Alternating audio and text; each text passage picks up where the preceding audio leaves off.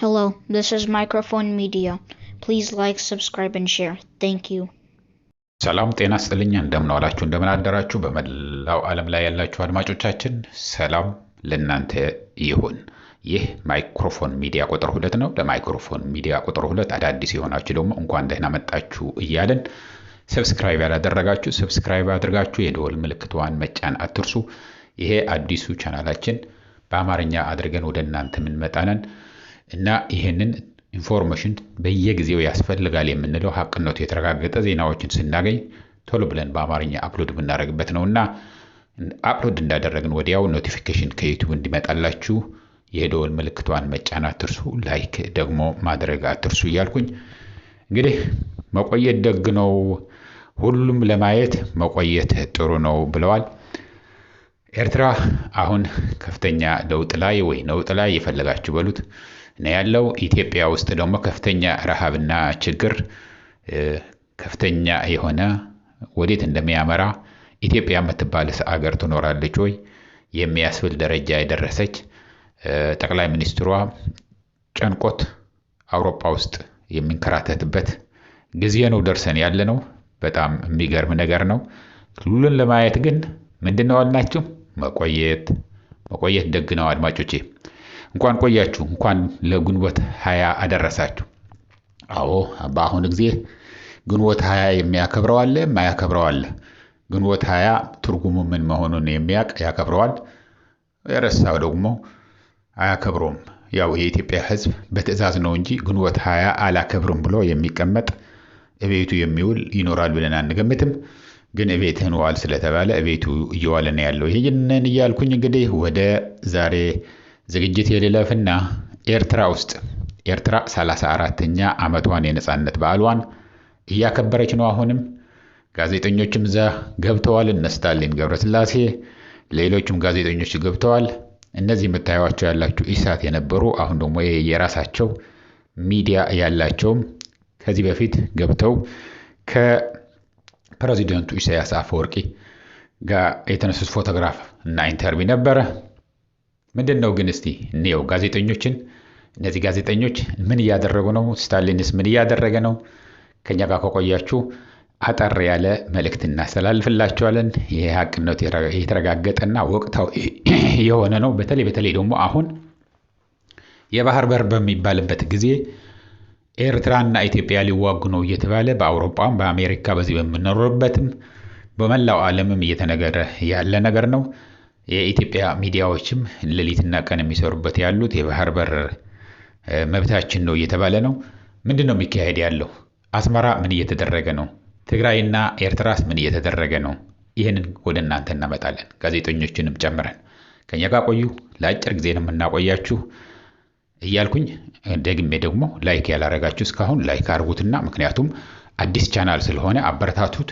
ሁሉ እንዲያየው፣ ሁሉ ሰብስክራይብ እንዲያደርገው፣ ሁሉ እንዲያውቀው ስለሚያገዝ ዩቱብ ሁላችሁም ላይክ ካደረጋችሁት ሪከመንድ ያደርገዋል። ዩቱብ ብሎ ስለሚዘረጋው ብዙ ሰው እንዲያየው ያደርጋል ማለት ነው።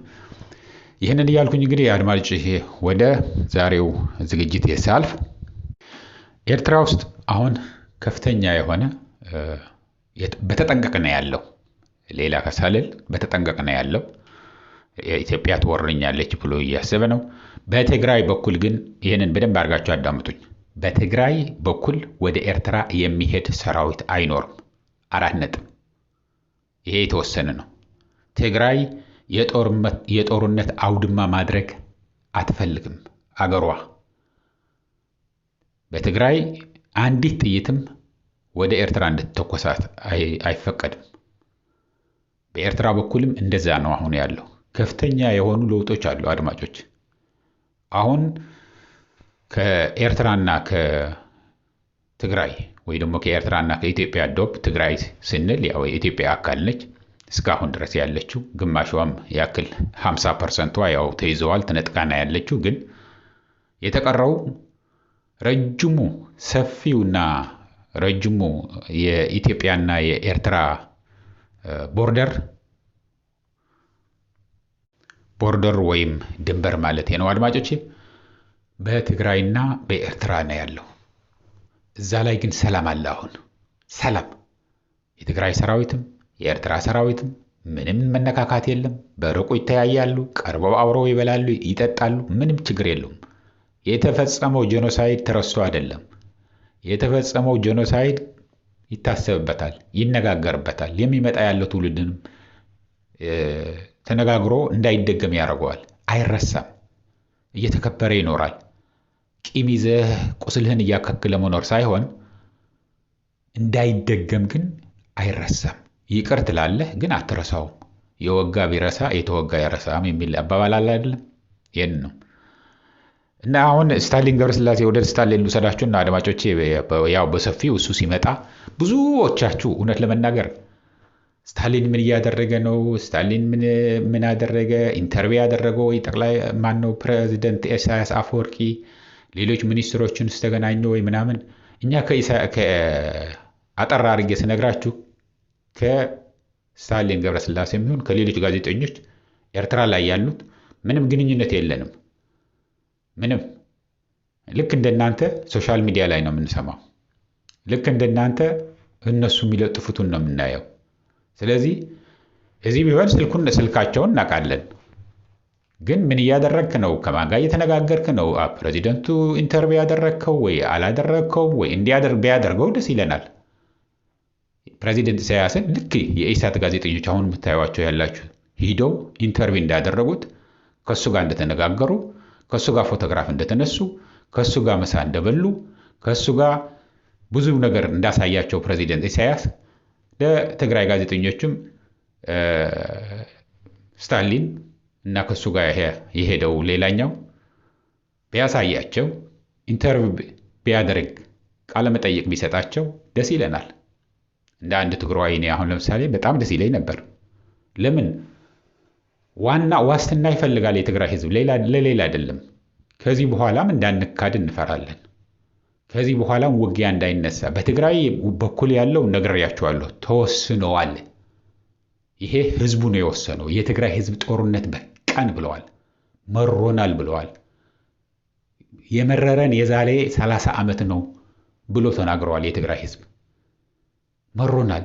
ከዛ በኋላም የግዴታ ሆኖን ተወረን ከዚች ዓለም ሊያጠፉን ስለመጡ ነው። ከአንድም 7 ሀገሮች ተባብረው ስለመጡብን ነው እንጂ እኛ ጦርነት ፈልገን የማንም ክልል ቢሆን የማንም አገር ጎረቤት ሀገርም ይሆን መሬት አንይዝም፣ አንወርም። መጥተው ግን ሊያጠፉን ስለመጡ ነው የተከላከልነው። የተከፈለው መስዋዕትነት ደግሞ ሰማዕታት ናቸው፣ አይረሳም። መደረግ የነበረበት ነው። ወይ ሁልህን መጥፋት ነው፣ ወይ እየታገልክ የምትችለውን እየሰራህ ወይ ትድናለህ፣ ወይ ትሸንፋለህ፣ ወይ ታሸንፋለህ። ዝም ብለህ እጅ እግርህን ይዘህ ቁጭ ብለህ ብትቀር የሚተውህ ቢሆን ዝም ትላለህ። ግን መጥተው የነበረው ሰራዊት ከዛም ዋናው ተጠያቂ ለዛ ውጊያ አብይ አህመድ ነው። ይሄ ማወቅ ያለባችሁ። ትግራይ የኢትዮጵያ አካል ነች የምትባል ከሆነ ኢትዮጵያ የሚገባ ትግራይ መጥቶ ሊወር የሚመጣ ኢትዮጵያ የምትባለው እኮ ትግራይንም ጨምሮ ከሆነ ትግራይ ስትወረር የኢትዮጵያ መከላከያ ሰራዊት መከላከል ነው ያለበት እንደ ደንቡ። ግን ትግራይ ብቻ አይደለም የተወረረችው። በአብይ አህመድ ጊዜ አማራ ክልልም ተወረዋል፣ ቤንሻንጉል ጉሙዝም ተወረዋል፣ ጋምቤላም ተወረዋል። ያልተወረረ የለም። ስለዚህ ያው የኛ ህዝብ ግን ለመጥፋት ነው፣ ህዝብ ለማጥፋት የመጣ ሰራዊት ስለነበረ ነው የተከላከለው። ይህንን ወቁት። ግን የፈለገ እሱ ቢሆንም እኔ ብድሬን እመልሳለሁ እያልክ እንደገና ከኤርትራ ጋር መዋጋት፣ እንደገና ከአማራ ጋር መዋጋት፣ እንደገና ከአፋር ጋር መዋጋት፣ እንደገና ከመከላከያ ሰራዊት መዋጋት አንፈልግም። አትምጡብን፣ ያለፈው ይበቃል። ጥፋተኞችን ወደ ህግ ይቅረቡ። በሰላም እንኖርበት ነው የሚል ያለው የትግራይ ህዝብ። በሰላም እንኖርበት ነው የምንለው። ስለዚህ የኤርትራ ያለውን ሁኔታ ግን አሁን መልሼ ወደ ኤርትራ ዋናው አርዕስታችንም እሱ ስለሆነ እነዚህ የኢሳት ጋዜጠኞች አሁንም ደጋፊ ናቸው የኤርትራ። ያኔ መጀመሪያ ኢሳት እያሉ አብይ አህመድን በጣም ይደግፉ ስለነበረ የትግራይ ህዝብ 95 ነውና 5 ሚሊዮን የትግራይ ህዝብ እናጥፋ ብለው ያወጁ ናቸው እነዚህ ጋዜጠኞች የምታዩዋቸው የኢሳቶቹ። ያኔ በሌላ በኩል ነው። አሁን ደግሞ አብይ አህመድን ጋር ስለተጣሉ የኤርትራን ደግፈው ወይ ደግሞ በኤርትራ ተከፍሏቸው የሚናገሩ ናቸው እነዚህ የኢሳት ጋዜጠኞች። የኢሳት ጋዜጠኞች ነው ያልኩት፣ ወይ ደግሞ ከኢሳት የወጡት እነ መሳይ መኮንን እና ያ ከሱ ጋር ያለው ጋዜጠኛ ነው የምለው ያለሁት፣ ደግሞ ወደ ሌላ እንዳይጠመዘዝብኝ። ግን እየደወላችሁ አድማጮቼ አሁን የስታሊን እናንተ ድንገት ያላያችሁት ከሆነ ማሳዋ ሄደው አይተዋል፣ አስመራ ተዘዋውሮ አይተዋል፣ መረብ መጥቶ ድልድዩ ላይ ሆኖ ሪፖርት አድርጎ ነበር። እዛ ሆኖ ደግሞ የትግራይ ሰራዊት በሩቁ አይቻቸዋለሁ ብለዋል። ወደ ትግራይ ግን መግባት አይችልም። ስታሊን ትውልዱ ትግራይ ቢሆንም ልክ እንደኔው ማለት ነው ትግራይ ቢሆንም አሁን ግን ዜግነቱ የአሜሪካ ዜግነት ወስደዋል። የአሜሪካ ፓስፖርት ይዞ ነው ወደ ኤርትራ ሄደው። ስለዚህ ወደ ትግራይ ከገባ ያለ ቪዛ ወደ ኢትዮጵያ ገባ ማለት ነው። ይሄ ደግሞ ከህግ ውጭ ነው የሚሆነው። ስለዚህ የትግራይ መሬት አልረገጠም። እሱም ራሱ እንደዛ ብለዋል። ለፕሬዚደንት ኢሳያስ አፈወርቂ ኢንተርቪው ያርጎላቸዋል ወይ ያረጋላቸው? ካረገላቸው ይህን ጠይቀው በሉትም ያላችሁት እኔ ከእናንተ የበለጠ የማውቀው ነገር የለም ስለ ስታሊን ገብረስላሴ። እዛ ኤርትራ ሆኖ ምን እንደሚያደርግ ያለ ልክ እንደናንተ ነው የምገምተው። ይሄ ያረግ ይሆን ኢንተርቪው ያረጋቸው ይሆን ምናምን ቢያደርጋቸው በጣም ደስ ይለናል። ካላደረጋቸውም ምንም የሚከፋን አይደለም። ስለዚህ እሱ የሄደበት ለምን እንደሄደ አናቅምኛ። እሱ ነው ሲመጣ የሚነግራችሁ። ስለዚህ እሱን ብንጠብቅ ነው የሚሻለው ነው የምላችሁ አድማጮች። ይህንን እያልኩኝ እንግዲህ ኤርትራ ውስጥ ግን በኤርትራ በኩልም ወደ ትግራይ የምትተኮስ አንድ ጥይት አትኖርም። ይህንን ቁርጡ ማወቅ አለበት ለጠላት። ጠላት እርርድብን ይበል። ሁለቱም ትግሬዎች ተስማምተዋል። ሁለቱ ትግሬዎች ከተስማሙ አንችላቸውም የሚል ያለ ሞጣ ነው ዳጣ የሚሉት አንድ ሰውዬ ተስማምተዋል። አሁን በቃ አንዋጋም፣ አንድ ላይ ሆነን እገሌ እንወጋለን አይደለም። ግን በኤርትራ በኩል ወደ ትግራይ፣ በትግራይ በኩል ወደ ኤርትራ የሚመጣ ምንም ነገር አንቀበልም፣ አይሆንም። ከእንግዲህ ወዲህ ይበቃናል። ላለፉት 3000 ዓመት በየ20 ዓመቱ በየ30 ዓመቱ በየ100 ዓመቱ ስንጨፈጨፍ ኖርን፣ ይበቃናል ብለዋል። አሁን ያለው ትውልድ ያልፋል። የሚቀጥለው ትውልድ ግን ደግሞ የበለጠ ጥሩ ነገር ፍቅር ትተው እንዲያልፉ ነው የሚፈልጉት። ይህንን ነው የምናበረታታው እኛም፣ እነሱም ይህንን እያደረጉ ነው። አዲስ ነገር ከኤርትራ የሰማነው ካለ ወይ ደግሞ ከሰማን ደግሞ አድማጮቻችን ወዲያው ይሄ እየተደረገ ነው ብለን እናመጣላችኋለን። ግን እንዳልናችሁ አሁንም ከመውጣታችሁ በፊት ላይክ የምትለዋን አድርጉ። ሰብስክራይብ ካላደረጋችሁ ደግሞ ሰብስክራይብ አድርጋችሁ የደወል ምልክቷን ተጫኑ። ግን አሁን ለመጨረሻና ለአንዴ መንገር የምፈልገው ለአድማጮቼ በጣም ለማከብራችሁና ለመወዳችሁ ኤርትራ በትግራይ በኩል አትወጋም። 4 ነጥብ።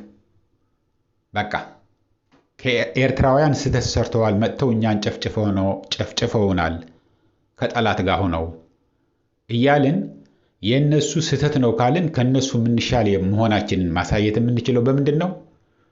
አይ በምንም ተአምር የኤርትራ ህዝብ ከእንግዲህ ወዲህ መሞት የለበትም። ትግራይም የጦር አውድማ መሆን የለባትም።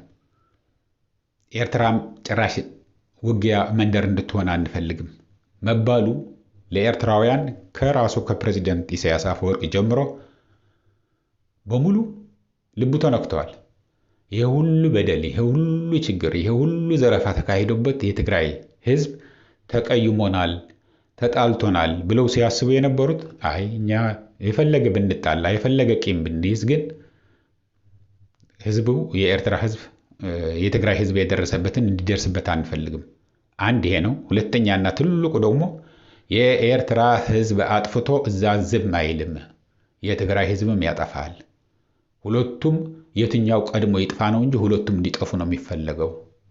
ይሄን አውቀዋለን። ይሄንን ማቆም የምንችል ደግሞ አንድ ስንሆን ነው። ይሄንን እያልኩኝ እንግዲህ አድማጮቼ ለአሁን እዚህ ይበቃኛል። እስከሚቀጥለው ጊዜ ድረስ ሰላም፣ ደህና ዋሉ።